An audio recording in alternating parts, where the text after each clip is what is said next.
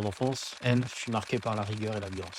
Je suis né en décembre 1878, dans un petit village de Géorgie. Mon père, lui, violent et alcoolique, me battait sans relâche. Ma mère, quant à elle, rêvait de me voir prêtre. À l'école religieuse, je découvris les idées révolutionnaires et elles allaient changer ma vie. Je rejoins alors des cercles marxistes, clandestins et commence à organiser des grèves. Pour moi, seule la lutte armée pouvait renverser l'ordre établi. Très vite, je suis pourchassé, arrêté, envoyé en exil en Sibérie. Mais jamais je ne renonce. À mon retour, je me rapproche d'un certain Lénine. En 1917, la révolution éclate enfin. Les bolcheviks prennent le pouvoir et je deviens un homme clé du parti. Lénine me nomme commissaire aux nationalités, puis secrétaire général du parti. Officiellement, un simple poste administratif. Mais en réalité, je tisse ma toile. À la mort de Lénine en 1924, une lutte s'engage.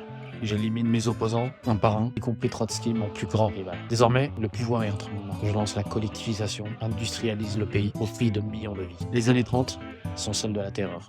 Mes ennemis, réels ou supposés, disparaissent. Les goulags se remplissent. Les procès de Moscou condamnent des milliers de personnes à mort. Un climat de peur s'installe et pourtant, mon pouvoir ne cesse de grandir. En 1941, Hitler attaque l'URSS. La guerre sera terrible, mais nous ne plierons pas. Stalingrad devient le tombeau des nazis. Et en 1945, nous marchons sur Berlin. Le monde me craint, me respecte. Lors de la conférence de Yalta, je négocie l'avenir du monde aux côtés de Roosevelt et de Churchill. Après la guerre, je renforce mon emprise. Le rideau de fer divise le monde en deux blocs. Je contrôle tout et je deviens de plus en plus paranoïaque. J'ai bâti un empire, mais à quel prix? Enfin, le 5 mars 1953, mon règne prend fin. On me retrouve inconscient dans ma dacha. Certains disent que mes proches m'ont laissé mourir. À ma mort, des millions d'âmes pleurent, mais des millions d'autres se réjouissent. Je suis Joseph Vissarionovitch Djougashvili, et l'histoire me connaît sous un autre nom, Staline, l'homme d'acier.